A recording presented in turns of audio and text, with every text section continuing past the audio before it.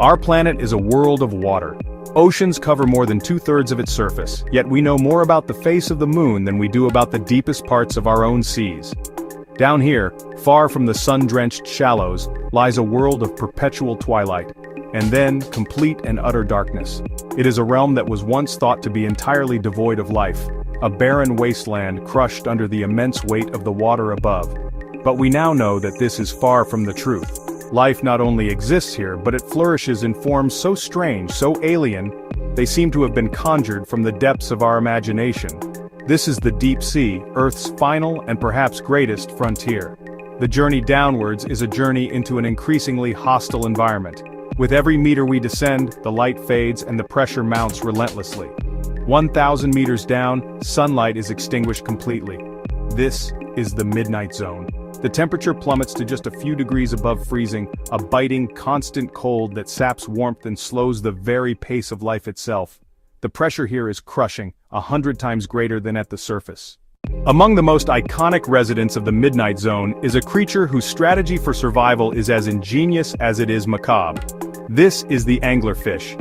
In the vast, featureless dark, finding a meal is perhaps the greatest challenge of all. Chasing prey would expend far too much precious energy, so the anglerfish does not hunt in the conventional sense. Instead, it waits. It has evolved a truly remarkable piece of biological equipment. A fishing rod, complete with a luminous lure protruding from its head. This is a modified dorsal spine, tipped with a sac filled with symbiotic light-producing bacteria. It is a beacon of false hope in the crushing blackness. The anglerfish dangles this glowing lure, twitching it gently back and forth to mimic the movements of a small crustacean or tiny squid. An unsuspecting creature drawn by the promise of a meal will swim closer to investigate the strange, solitary light. It is an irresistible attraction in a world where food is scarce. As the curious victim approaches, it has no idea that it is swimming directly towards a cavernous mouth filled with long, needle-sharp, inward-pointing teeth.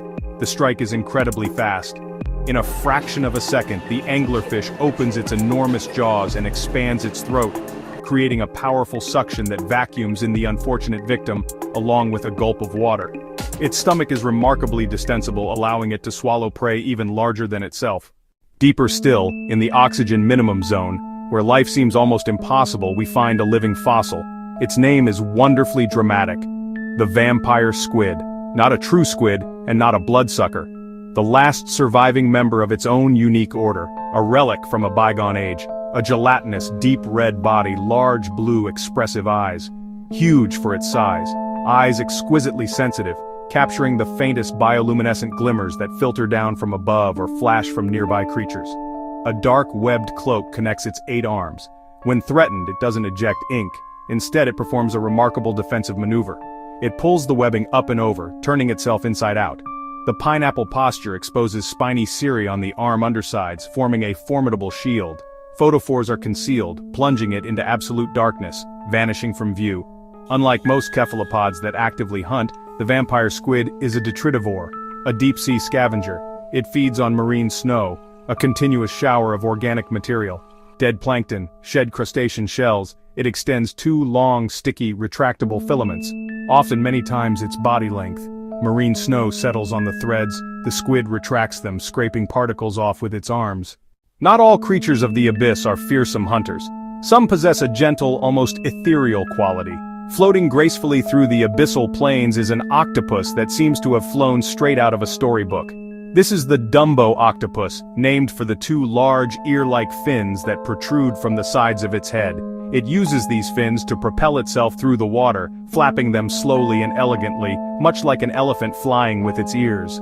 Unique among octopuses, this gives it a ghostly, serene presence as it glides just above the seafloor in search of worms, crustaceans, other small invertebrates. The Dumbo lives at extreme depths between 3,000 and 4,000 meters down, where the pressure is immense. Perhaps one of the most bewildering adaptations belongs to the barrel-eye fish. From the side, it appears to have 2 small, ordinary eyes. Those are not its eyes, they are nostrils. Its true eyes are 2 large, green, barrel-shaped orbs inside its head, beneath a completely transparent, fluid-filled dome. These tubular eyes point permanently upwards, allowing the fish to scan the faint water column above for silhouettes of prey. When it spots prey, The barrel-eye can pivot its eyes forward to lock on and move in to feed. The creatures we have met, the luring anglerfish, the cloaked vampire squid, the graceful Dumbo octopus, and the seeing-through-its-own-head barrel-eye, are but a tiny glimpse into an alien world that exists on our own planet. They represent the extraordinary power of evolution to find solutions in an environment of extremes. Where there is no light, they have learned to create their own. Where there is crushing pressure, they have developed soft, resilient bodies.